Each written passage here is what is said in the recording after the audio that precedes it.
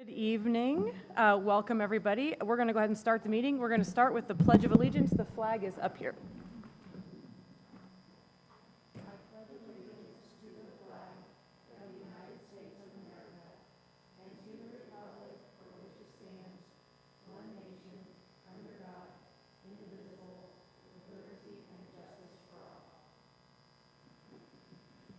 All right, we're going to call to order, and we will do roll call just up here at the table.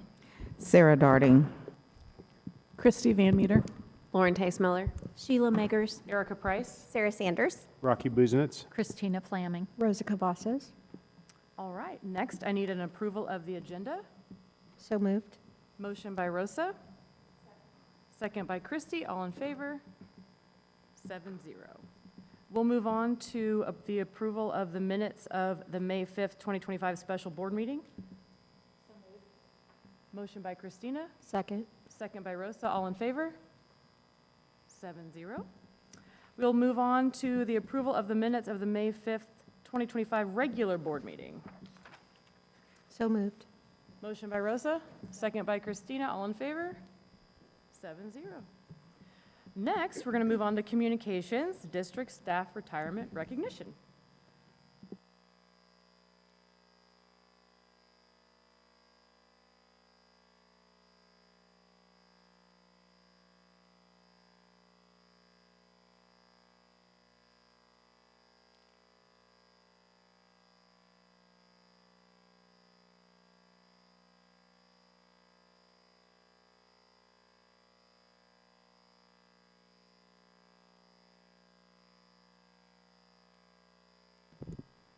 All right, we're going to start with Mr. Ken Bacon. Ken is retiring after 19 years of district service as a custodian and bus driver. He graduated from Shawnee Heights in 1981, as well as from Washburn Tech, then called Votech, in auto mechanics. Past employment includes E4 Excavating, Frito-Lay, Montera Maintenance, and Shawnee Heights. He is currently working at Westlake Hardware part-time. Ken's retirement plans include working in his shop and taking some days and weekend trips. Thank you, Mr. Bacon.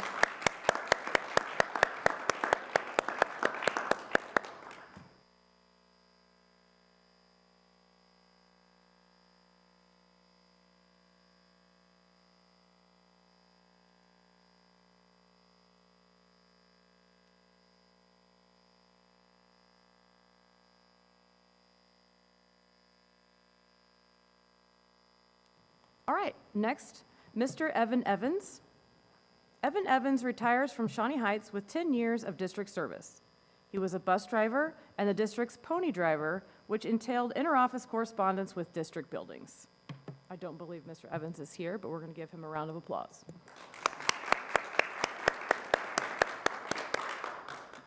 All right, we'll move on to Mr. Rusty Fulton. Rusty Fulton has been with Shawnee Heights for 36 years. He began his career as a custodian at Barrington, then moved to the central office in 1995, where he was a custodian and warehouse manager. With the construction of the new production kitchen in the high school, he then became the food service warehouse manager in 2018. In retirement, Rusty is moving to Kansas City to be near his children and grandchildren. And Rusty is also not here, but we're going to give him a round of applause. All right, we'll move on to Penny Gast. Penny originally was hired at Shawnee Heights as a library media specialist at Tecumseh South in the 2008-2009 school year. She remained in that position until the end of the 2023 school year. At that time, she requested to transfer to the opening kindergarten position during the 2023-2024 school year. She has a total of 17 years with the district. Penny is a graduate of Emporia State University with a master's in library science in 2007 and a Bachelor of Science in Education in 1996. She also attended Allen County Community College from 1992 to 1996 and is a 1985 Washburn Rural High School graduate. Before being employed at Shawnee Heights, Penny worked at Topeka 501 during the 2007-2008 school year and at USD 454 Burlingame Public Schools from 1997 to 2007. She was a paraprofessional before obtaining her teaching degree. Penny's retirement plans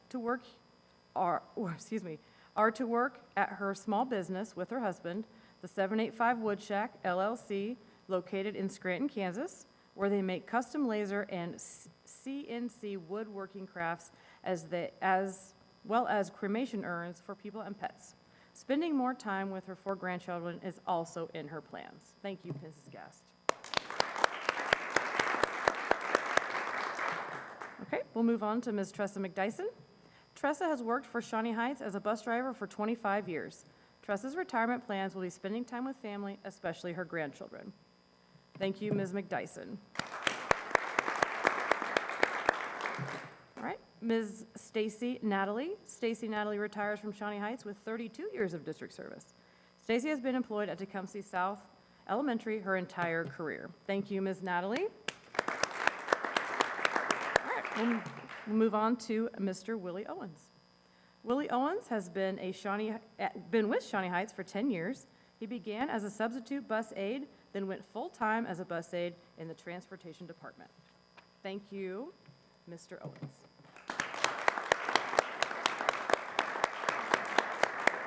Thank you.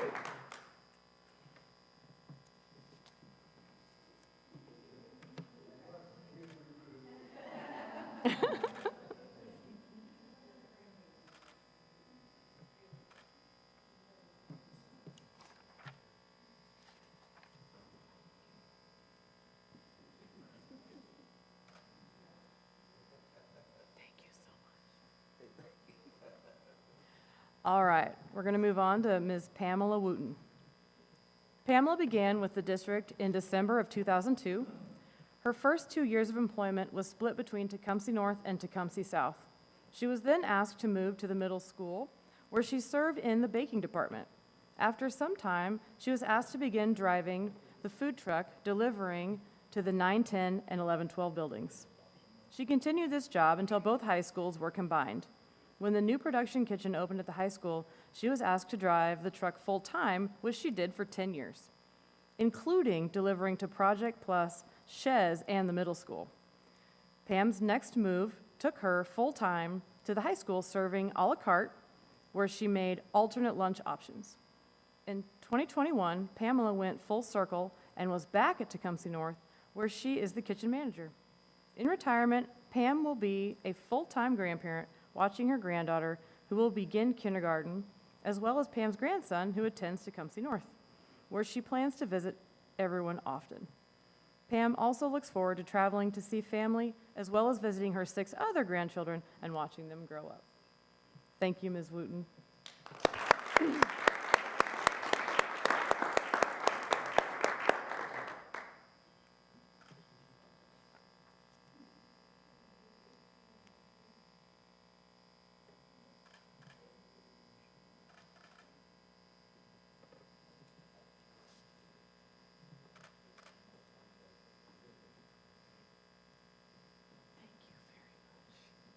All right, thank you for all of your service, and good luck to all of your next chapters and plans.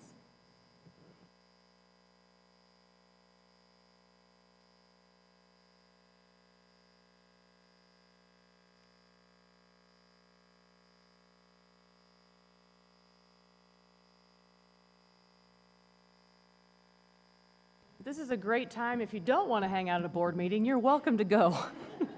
Otherwise, you can hang out with us. We can talk math curriculum, some IT stuff.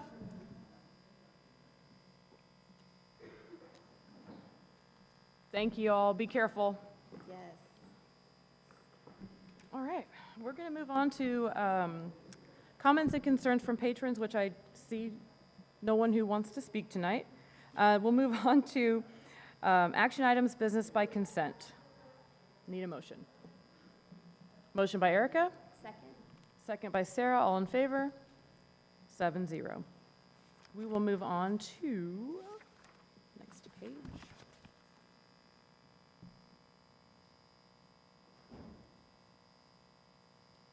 Where am I? We will move on to the approval of curriculum maps, K-12 math.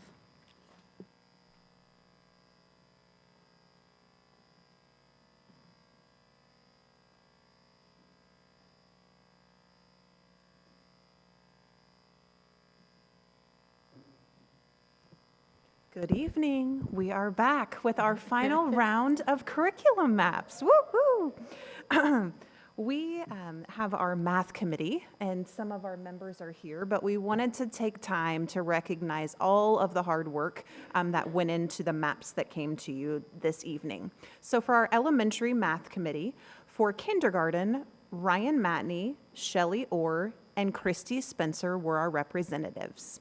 First grade, Tiffany Lutjohn, Lashana Martinez, and Lauren Parrish. Second grade, Dina Beffert, Wendy Maderi, and Jill Morris. Third grade, Alyssa Metcalf, Rachel Slusser, and Leslyn Watson. Fourth grade, Carrie Dagan, Melissa Dennison, she's here tonight, thank you, and Julia Johnston. Fifth grade, Haley Adam, Quincy Packard, and Randy Smith. Sixth grade, Marcy Bramall, Erica Brashears, and Christina Watson, along with all four of our elementary instructional coaches, Beth Baldwin, Wendy Baruth, Sheila Lewis, and Stacy Westerman. Brief round of applause. I know that's a ton of work. Thank you very much.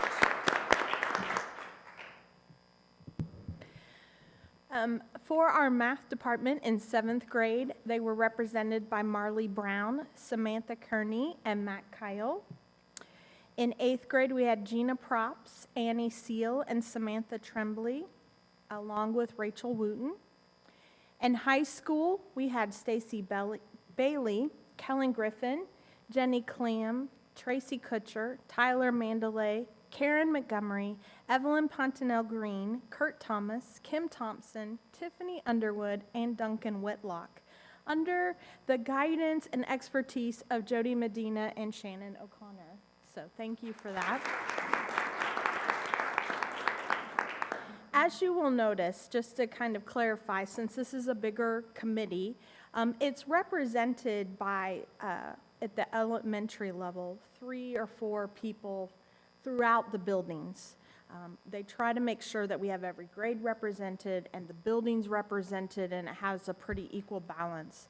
At the secondary level, those committees are made up of the math department in each of those buildings. So everyone has a role in this process at the secondary, because they teach a variety of math classes. So it's really hard to make decisions without all the players at the table. So that is why we have so many of them participating here. So I thank you for those of you that came, and we'll recognize you again at the very end. So coming before you tonight, our elementary curriculum maps for kindergarten through 6th grade math, as well as Middle school math, including the regular classes, the honors classes, the intervention classes, and the SPED resource classes for 7th grade and 8th grade, along with Algebra 1 geometry. And then they also have an honors geometry, algebra 2, honors algebra 2. And then there's some other classes that kids take as an elective, such as intermediate algebra, problem stats, trigonometry, transition to college algebra, college statistics, college algebra, AP calculus, and then we also have intervention resource classes, which we call 9th math, 10, and 11 math.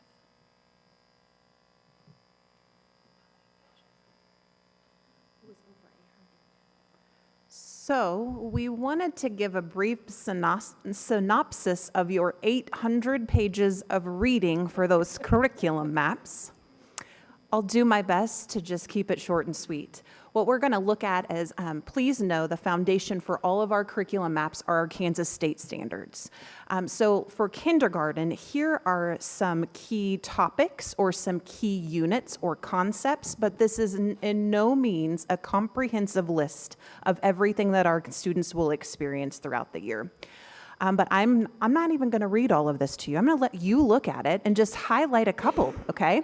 So in kindergarten, they focus a lot on those numbers 0 through 20 and having a deep understanding of how to decompose, pull numbers apart, and how to put them together composing. We also do reading and writing of those numbers because that is really important in kindergarten and it sets that foundation for everyone else. But we also have counting, which is huge, 0 to 100, and they start with adding and subtracting in kindergarten. First grade takes all of those concepts and they start adding to them. Some key topics for first grade includes measurement with length and time. That's the beginning time of telling time to hours and half hours. Taking shapes and learning how to partition them, circles and rectangles in particular, and they partition those into halves, fourths, and quarters. So it's the beginning of fractions, even within first grade. For second grade, we continue to build on those concepts, but a new concept here is money with coin identification and counting. And you'll start to see that we work a lot on fluency. So we start that adding and subtracting, but we're wanting students to do that really fluently, which also is helping them master those skills and be able to do them repetitively but fluently. Third grade, some new concepts would be building on those times, but also looking at capacity and mass and the beginning of perimeter. They take more into shapes and talking about 2D shapes and their attributes, and as well as looking at whole numbers and fluently multiplying, dividing, and all of those fluently adding and subtracting, but we're working with larger numbers in those grades. Fourth grade, we take perimeter into area, and we solve a lot of word problems using distance, time, volume, mass, money, all of those concepts within word problem form. We also work a lot with geometry and recognizing points and line segments and rays, as well as multiplication and trying to master multiplication and what that means. They begin decimals and comparing decimals to the hundredths place using greater than, less than, or equal to. Continuing on to fifth grade, line plots, bar graphs, pictographs are important here. We also do a lot with ordered pairs, and so you'll see the manipulatives there that work a lot on ordered pairs, as well as, again, taking decimals even further with multiplying and dividing.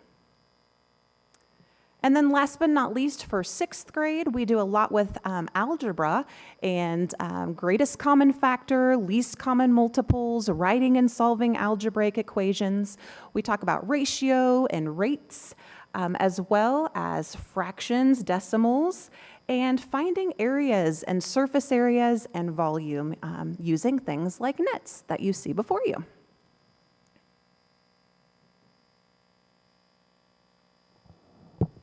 As our students transition into middle school, in the 7th grade, they work on rational numbers. They do a lot with proportional relationships, which ties in all that decimal work, percents, and fraction work into proportional relationships. And they really start looking at solving equations and inequalities based on the expression work they did in the 6th grade. They move on to a data unit, so they learn about samples and populations and drawing inferences. They learn about probability, and they start looking at solving problems involving geometry. 7th graders are selected based on their FastBridge data, state assessment scores, and teacher recommendations to either be in the 7th grade math class or the 7th grade honors class. And you'll see that some of the topics are very similar and then there's additional things. What we end up doing in the 7th grade, instead of skipping those kids out of 7th grade, they do most of their 7th grade standards and they start the 8th grade curriculum. Then when they get to 8th grade honors, they finish the big 8th grade standards and then do most of the Algebra 1 standards. So you'll see that comparison there.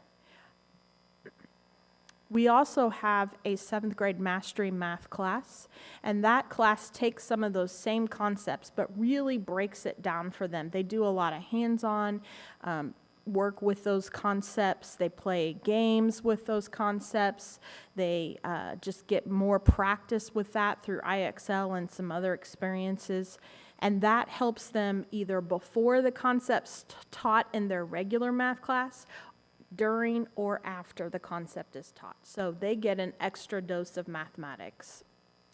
Our IRC is for our special education students that aren't in the regular ed classroom. And what is really cool about these maps is the fact that we take those standards and we identify, here's some key things we want 7th grade students to know. And then they go all the way back into 6th, 5th, 4th, 3rd, 2nd, 1st, whatever grade it is, and find all the skills that lead. So what Mrs. Hummer was showing is how concepts like measurement and money build upon each other. So we deconstruct that and go backwards for our IRC classes so that those teachers can go back and backfill those skills in order to give them the best chance possible to get the grade level standards accomplished. In 8th grade, we move on to real numbers, which is the combination of rational and irrational numbers. So like pi, for example, would be an irrational number. So we combine all those together. We really start talking about equations as linear equations in the 8th grade, because when they get up into the high school, that terminology changes as well, depending on the equation itself. They start to build the understanding of functions in the 8th grade. They look at data differently. They talk about congruence and similarities. They also really dive into the Pythagorean theorem, and they do a lot of geometry in like area and volume. As I mentioned, the 8th grade Algebra 1 class will count as the high school Algebra 1 class, but we don't want kids skipping standards. So they get a little bit faster dose of things, and so they will finish their 8th grade standards with linear equations and functions, but then they'll get into exponents and quadratic functions and polynomials and some extra work with statistics. They also have an intervention mastery math class, so those students get both 8th grade and mastery math. And again, it's the same thing. The teachers picked specific skills, and they'll just focus on those throughout the year. And then our IRC, same thing. Those special education students will focus on slope, but they might go all the way back to fractions, basic fractions, to understand those concepts, as for example. Angles and angle properties is another big one. They might go all the way back to 4th grade and really start talking about what is a line, an array, and a segment so that they can understand those concepts. Then we get to the high school. Every student's required to take Algebra 1, so our high school team will be teaching Algebra 1. It's those same concepts that are listed there that I've already mentioned. There's an intermediate algebra class that kids can take. And then there's also transition to college algebra. So these are not in order. This is how it would fit on my slides. But transition to college algebra is really about kids that aren't ready to take college algebra, but they know they want to take college algebra when they get to college, and they need some more practice with math. So they're taking transition to college algebra. All of our kids are required to take geometry. So they're going to focus on coordinate proofs, triangle congruence, transformation, triangular similarity, circles, and modeling. And then we also offer an honors for that track of kids that would be in the honors program. And Mr. West and the math department at the high school do a really good job of, if kids aren't identified in that track in the middle school, but yet have shown through test scores and their teacher recommendations that it would be good for them to skip into the honors track at that time, Mr. West moves those kids in there. So, but they do the same thing. But what I did on this slide is just to show you, for coordinate proofs, they're going to do all those, but in honors, they're going to really focus on constructions of regular shapes. And Kellen, you can kind of correct me if I say anything wrong here, but these are some of the differences that are in addition to those concepts in the regular geometry class, if that makes sense. Algebra 2 is the last class that's required, and they go into linear functions and systems. They do a lot of work with quadratics, radical functions. They do logarithmic functions, trigonometry functions, and matrices.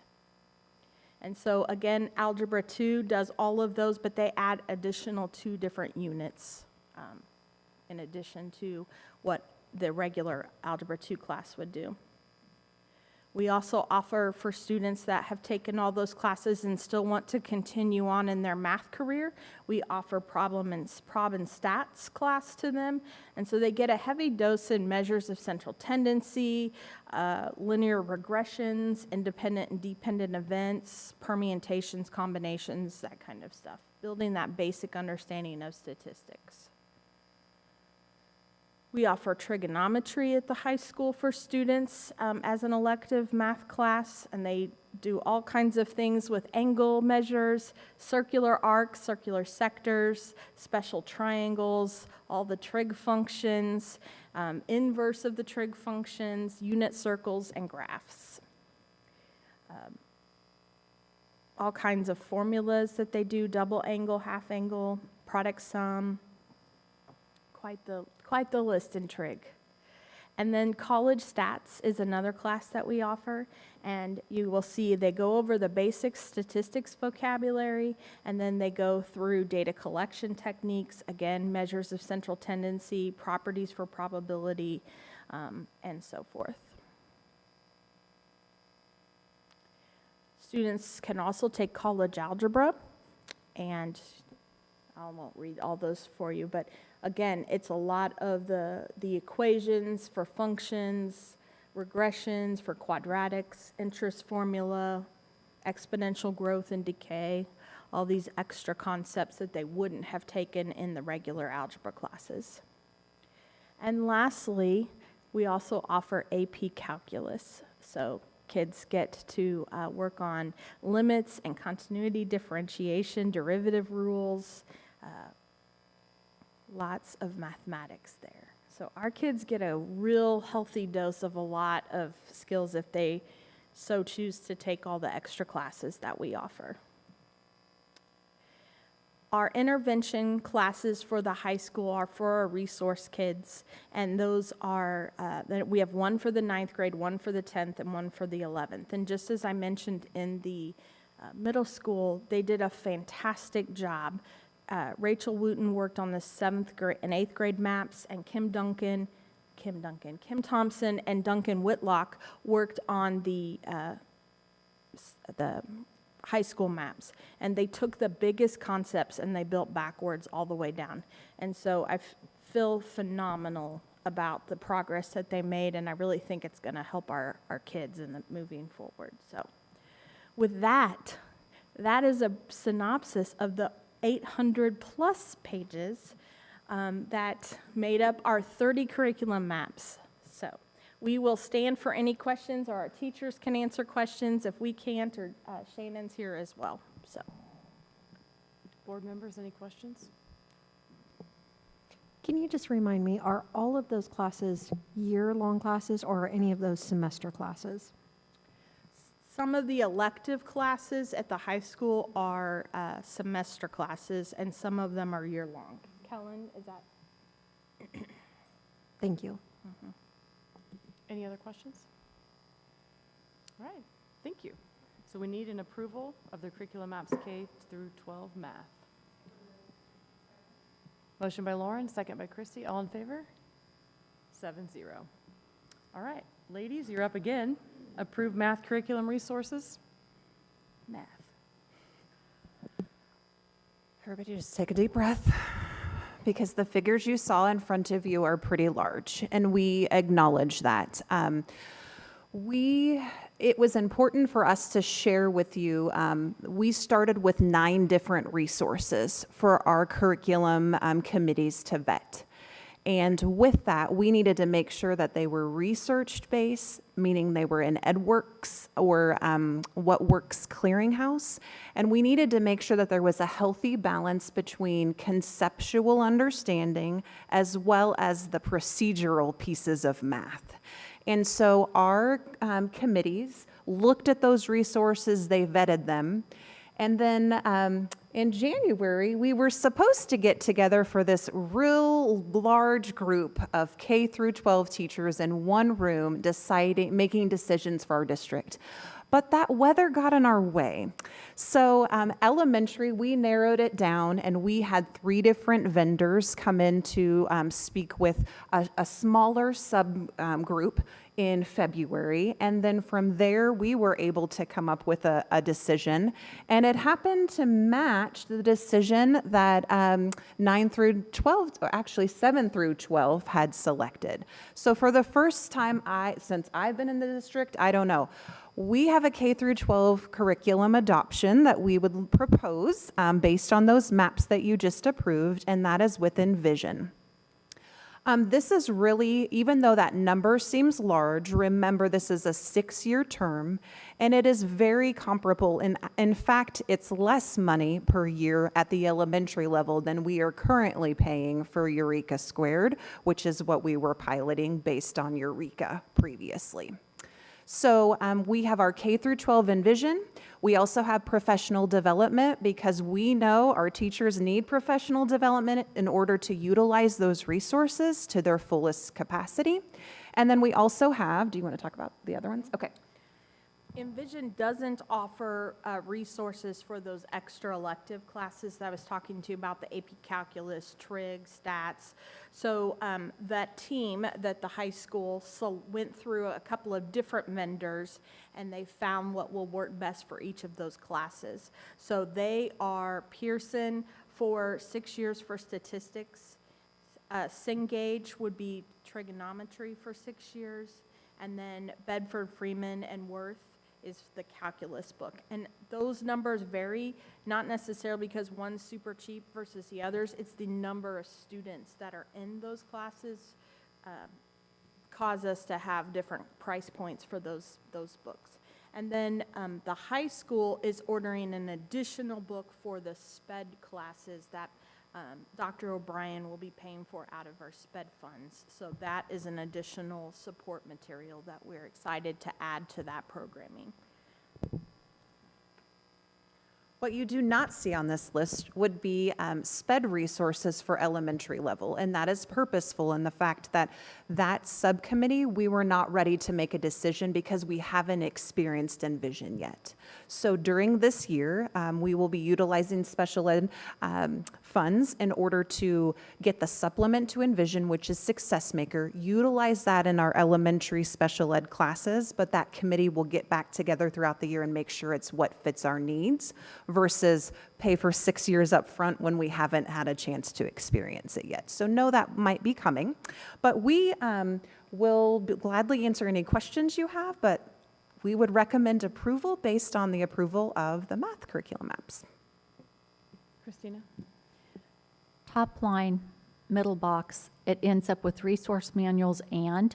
So is this going to be all new textbooks, or is this mostly electronic? It is a combination. Teacher manuals will be in print, student consumables will be in print, but all students have access to online at the elementary level. Yes, so that consumable will be like a notebook guide, like a guided worksheet for them to practice the problems as it is in the lesson, as the teacher so choose to use it that way. And then the Algebra 1, Geometry, and Algebra 2, there will also be a classroom set of textbooks in that room. So that way they can actually go through that because they would probably need to work a little bit more independently, so we needed both. They do not provide a textbook for any of the other grade levels, so we just have those 3. So I apologize that that's missing that word. I know why it's now missing, because originally we had professional development all linked in that first box, but we wanted to divide it out so you all could see that we're using professional development funds for this piece right here. And we missed taking off the and there.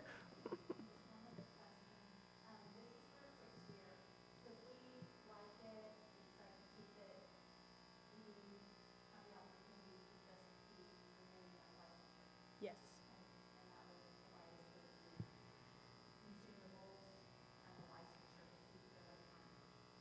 Yes, we would just have to renew a license to continue that relationship, but yes.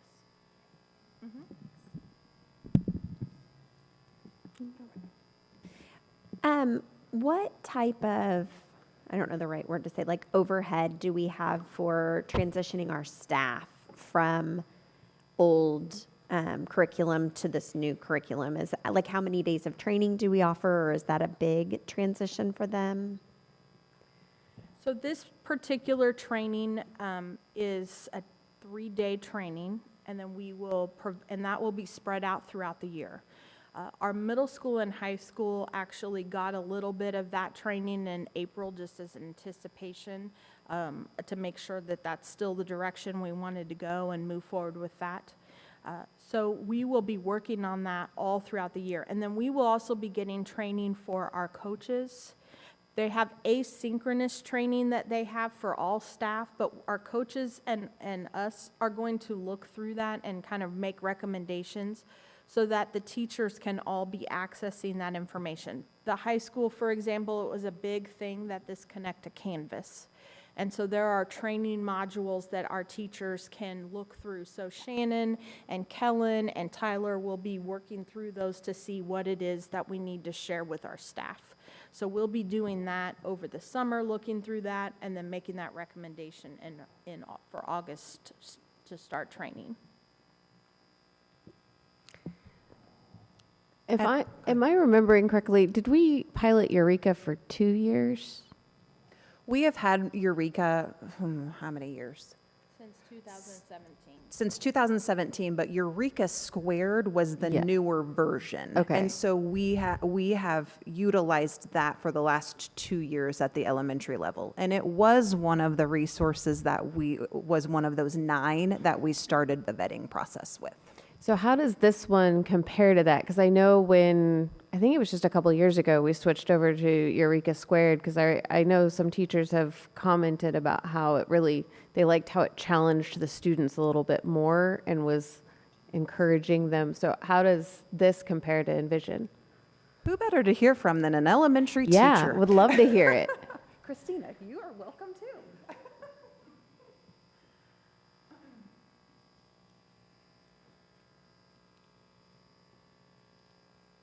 Hi, I'm Melissa Dennison. I'm 4th grade at Tecumseh North. I was on the math committee. That's why I'm here today. We had been given some of the teacher manuals and a student workbook to look through, and I asked if I could receive a volume 2 workbook for my class in order to pilot one of the units with my current class, just to see how they liked it and how they responded to the questions versus Eureka Squared. So we did the geometry unit this year. The first thing that they commented on, and I know 4th graders, that is what they focus on, but there's color. They liked that. But I felt that the questions with Envision were more rigorous than Eureka Squared. I think I'm in the minority when I say that I feel that the rigor dropped from Eureka to Eureka Squared. Especially one that I noticed was I'm drawing a blank. What was it that I struggled with?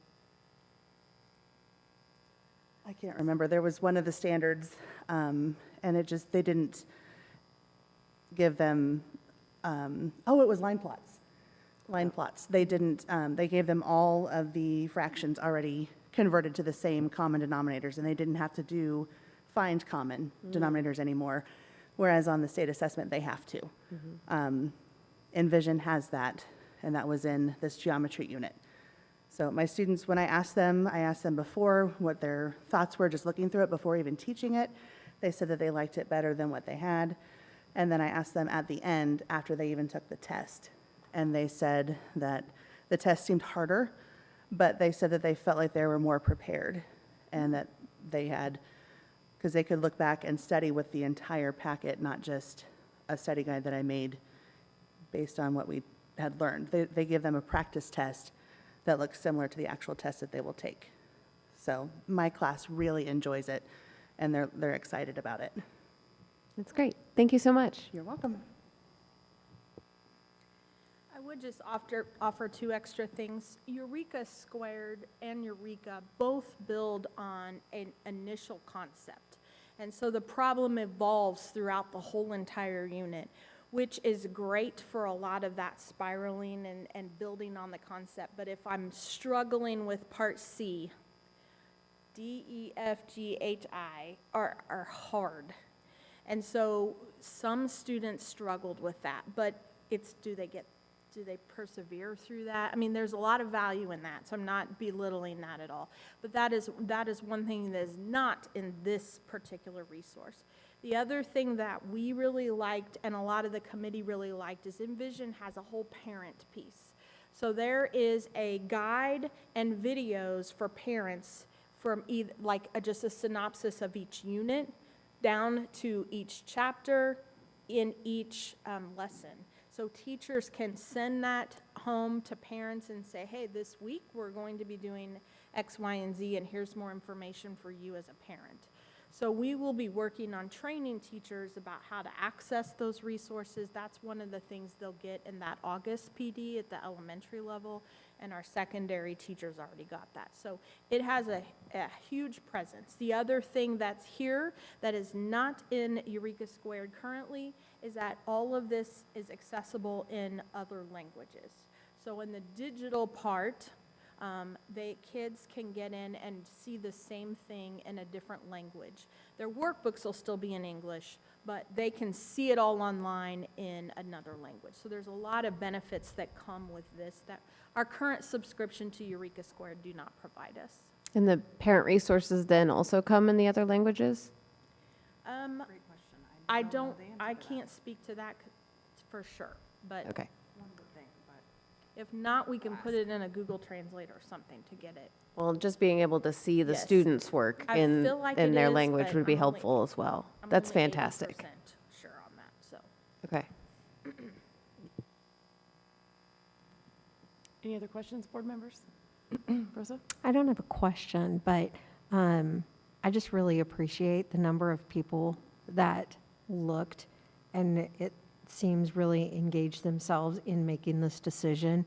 And that was a huge list of teachers from all levels. And, you know, I tried my hardest to pass trigonometry. And I even took it in college, and I still could not. I mean, I think I walked away with a C, and that was still not good enough for me. But I know that this isn't something that you all took lightly. And as someone who didn't get the best grade in trigonometry, knowing that you all came together and really examined each of these points for each of those grades is incredible, and the time that you all put in there. And I can say I wouldn't be able to tell you about a trigonometry class because I didn't do very well in that. And I admit that to my children. So if they're listening, they know that that is just not my strong point. But, you know, having your teachers here and talking about it, and they're committed to it from kindergarten to, you know, their senior year, I think just speaks volumes. And I appreciate all the work that you all put into this. So thank you. Our teachers really did a phenomenal job. We gave them some guidance of things to look at and compare in each unit, and sent them with a coach and put them in a room, and they slug through like a whole day, sometimes even 2 days of just combing through, picking one unit and going. And then at the elementary, they were tied a little bit, and so they compared 4 resources with the same concept and looked at all of the differences. So it really was a whole group, and not everybody was, you know, 100% Envision as their top choice. So we had some really healthy discussions about the differences, and we really feel good about presenting this to you. And along that note, not every teacher who volunteered to serve on that committee was a lover of math. And I think that's just as important, because when you are that into your math standards and invested in the curriculum and the decisions that are made, you come out with this really a deeper understanding of how to teach to those math standards and how to utilize the resources. So they worked very hard, and this work could not have been done without all of those people that we mentioned. So Thank you. Right, thank you. We need a motion to approve. So I will make the motion. I do want to make a quick comment, though. I really appreciate the note about the lessons being available to the parents. Math is scary to a lot of people, and so there's nothing more anxiety-ridden than sitting and trying to do homework that you haven't done for a number of years, and you're doing it in a different way. So I really appreciate that. Really appreciate that it's going to increase our rigor as well. So I will absolutely make the motion to approve. I would second.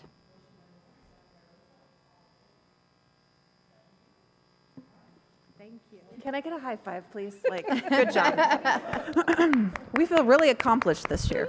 All right, now we get to get rid of some stuff. Now we do. We are asking to get rid of some And things. those of you keeping track, that's 207 maps now that you've approved. 207. 207.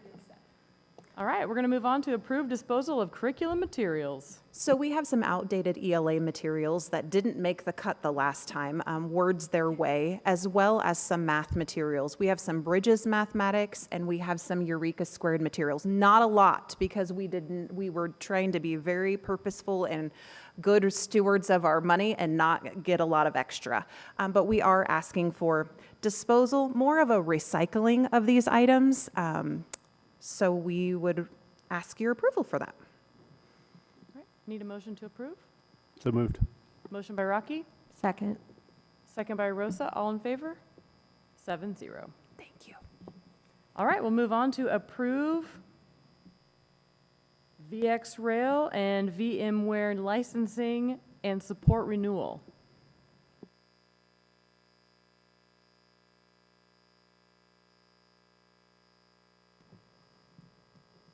Good evening. How's everybody?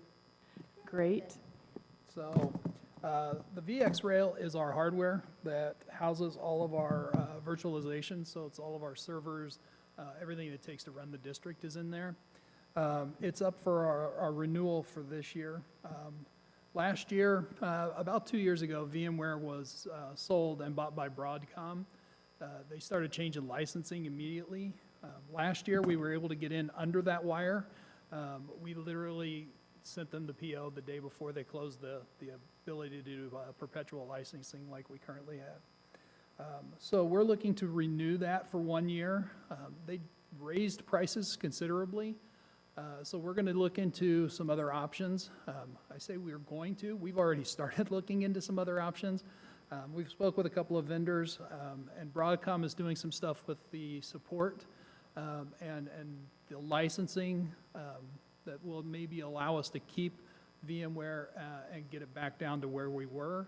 But if not, we're going to have a better solution that's more cost-effective for the district for next year. So we're asking for approval to renew our licensing. This is the licensing for VMware as well as the support for the hardware that we have that running on. I'm open to any questions you might have. Board members, any questions? Austin, I have a question. So are we considering taking like maybe any of the server stuff off premise? Putting Moving to that, the cloud? moving to the cloud, so we don't have to deal with some of the maintenance costs and so Yep. forth? So we've been looking at doing some of that for the past 2 years now. We've took a look at Destiny, we've looked at moving it off, we've looked at moving PowerSchool off, a couple of the underlying servers. Taking into consideration the cost of the hardware, generally that hardware cost, we would be looking at on average about 10 years of use of that hardware before we would need to replace it. And taking that into consideration, at this point, most of those costs are actually less expensive to keep it on-prem than to move it to the cloud. For the items that we would be able to move out there and host with someone else. We would also be looking at AWS. We actually do use AWS for our disaster recovery, for our backup stuff. And that cost to run processes out there is still considerably high. For us right now, it's least expensive for the district to keep them on-prem. As we move forward, that may change, but currently, right now, it's just least expensive way to go. Okay, yeah, thank you for, I guess, at least considering it and looking Yeah. at all our options and knowing that we're Yeah. Being most cost effective this way.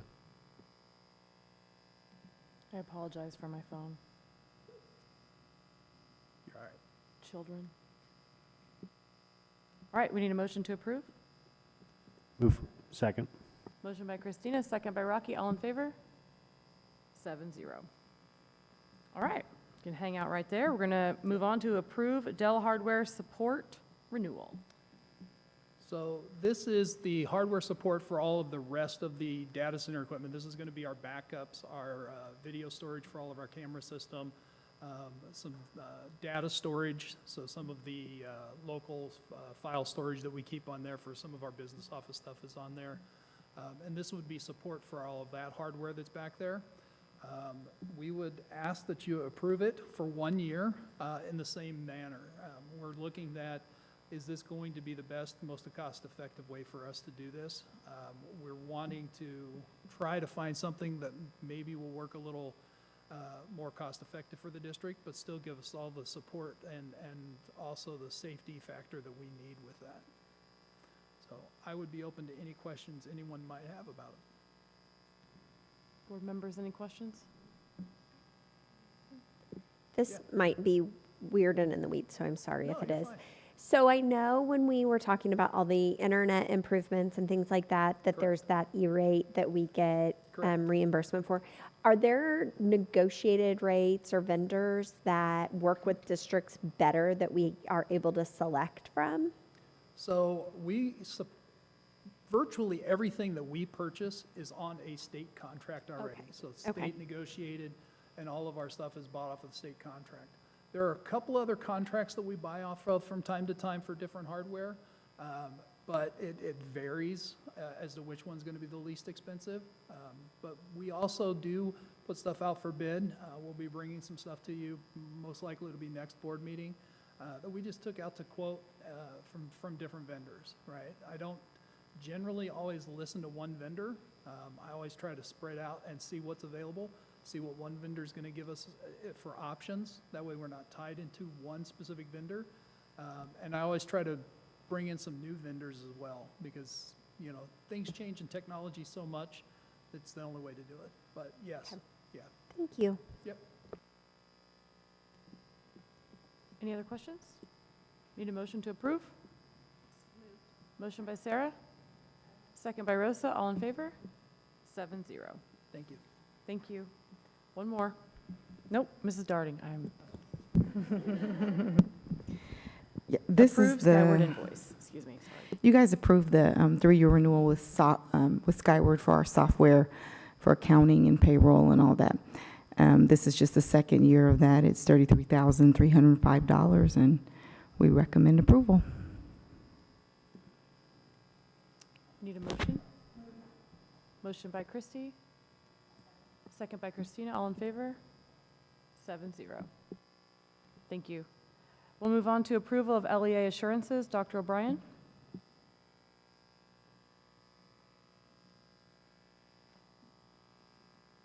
Good evening. I'm here to talk a little bit about the assurances for the IDEA grant. This is a federal flow-through grant, so it's federal money that flows through the State Department of Ed and then out to the districts. It equals out to be close to or a little bit above $1 million every year. The assurances are what the requirements are for us to receive that grant, and we have to agree to those assurances. I am going to just briefly overview, and then you can read through those if you would like. But this is a brief overview of those assurances. We have to adhere to the policies regarding discrimination on age, sex, disability, and race. We have certain financial requirements, and then how do we process those, and then the procedures with that.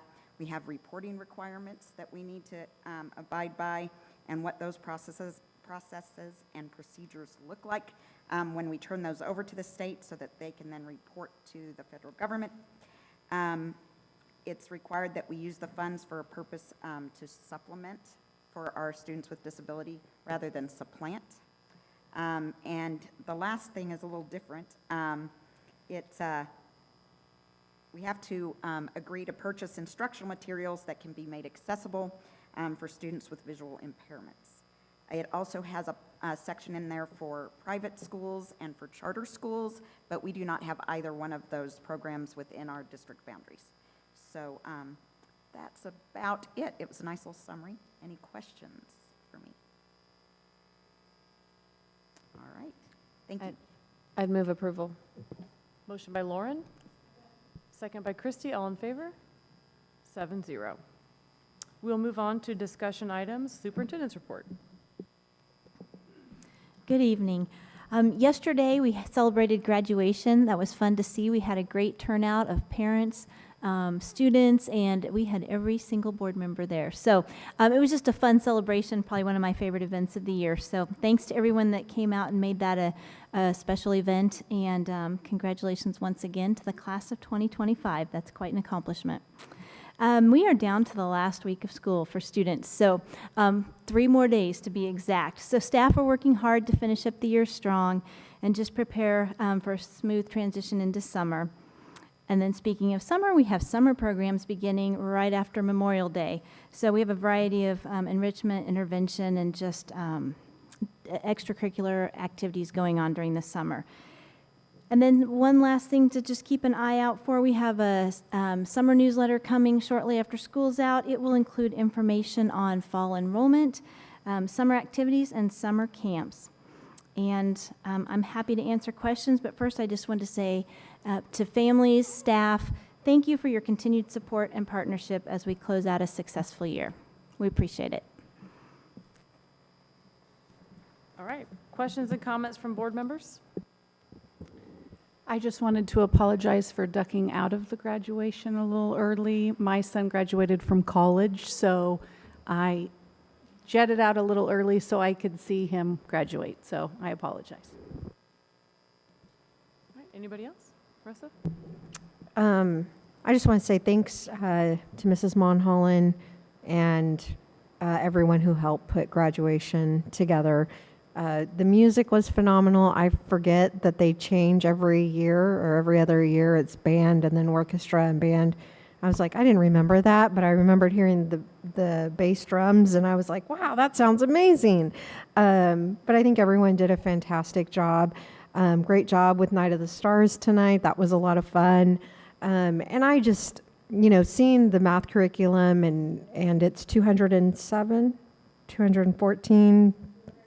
Okay, so it just reminds me that I think we just have phenomenal leadership here, and anywhere from, our preschool teachers to our superintendent and everyone in between, and just really knowing that there's so much care for our students in our district, and really thinking about the extra mile about how parents can participate in those programs, as Lauren had mentioned. And we know that parents want to be more involved, and this is their opportunity to be able to be more involved. And so it just is warming my heart to see all of that hard work that you all put into every decision that is made. And it's not easy, and we don't have all the answers, but I know that we have hired the right people to make those tough decisions. And I just can't say enough about our leadership that we have with everyone and the passion that they bring to our school district. And so it's just phenomenal to see, and thinking of those kids crossing the stage and where they're headed, and all the families just cheering them on. And I feel like that's just a great cheer to all of our teachers and staff too, because they made all of that happen for all of those students. So thank you very much for everyone who was a part of graduation and all of those years of teaching our kiddos. So kudos. All right. Anybody else? All right. We do not have executive session, so we'll go ahead and move on to adjournment. Motion by Christie, second by